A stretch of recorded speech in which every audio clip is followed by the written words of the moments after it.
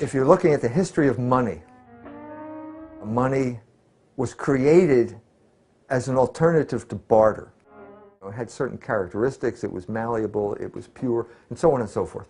And so basically money came to be gold. Now if it's only gold, then the economy is going to be strangled. Any economy that is vibrant will be strangled because there's not enough money to satisfy demand. And so over a course of time, people realized that you could substitute pieces of paper for it, but it had to be backed by gold. If you reach the point where, as we did in 1971 when President Nixon took us off the gold standard, it's backed by nothing. It's backed by confidence. Well, then it's very vulnerable. And so what you see, I think now, is a situation where people, if they could, believe me, they would all go to the bank and redeem their dollars in gold. But they can't. And so as a result, the government has to maintain confidence. Now, how do you maintain confidence in the world? Well, I think it's by military operations now. No, we cannot leave Gaddafi in power, and we won't leave Gaddafi in power. And so what you see is this paradox of the weaker the dollar becomes. The Federal Reserve does not own any gold at all. We have not owned gold since 1934. The weaker the dollar becomes, the more aggressive American military is going to become in response to that, as a way of propping up the confidence in the dollar and showing that we are still in charge. Given that, anybody who proposes an alternative is going to be perceived as a threat. At any time, if the situation got really bad and everyone lost confidence in the dollar, you could go to another currency and you could invest in that. Well, that's precisely what Libya had. Libya had a gold-backed dinar. In the months leading up to the military intervention, he called on African and Muslim nations to join together to create this new currency that would rival the dollar and euro. They would sell oil and other resources around the world only for gold dinars.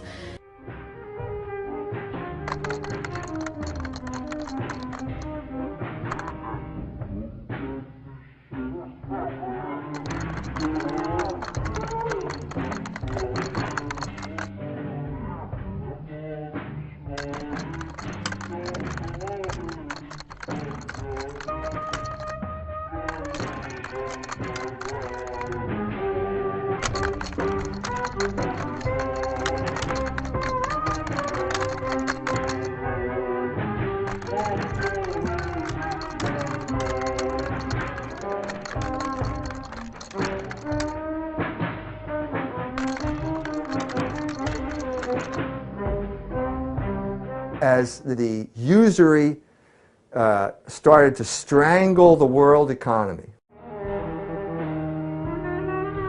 same thing happens. The governments have to print more money to keep the banks liquid, to keep the banks from going under.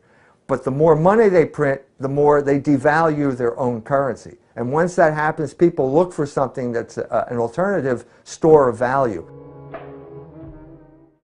And gold is the best store of value, and if you have a currency that is based on gold, it's going to be a better store of value than the one that's based on confidence. And I think the world banking system understood that Libya was a threat in this regard because they had the gold-backed dinar. No, we cannot leave Gaddafi in power, and we won't leave Gaddafi in power. To give you a historical example, the Spaniards discovered all kinds of gold and silver in the New World. The English did not have any gold and silver mines, but they had great ships and they had pirates like Sir Francis Drake, and they stole huge amounts of money from the Spaniards. By comparison, Hillary Clinton, in the looting operation in Libya, froze $30 billion in assets.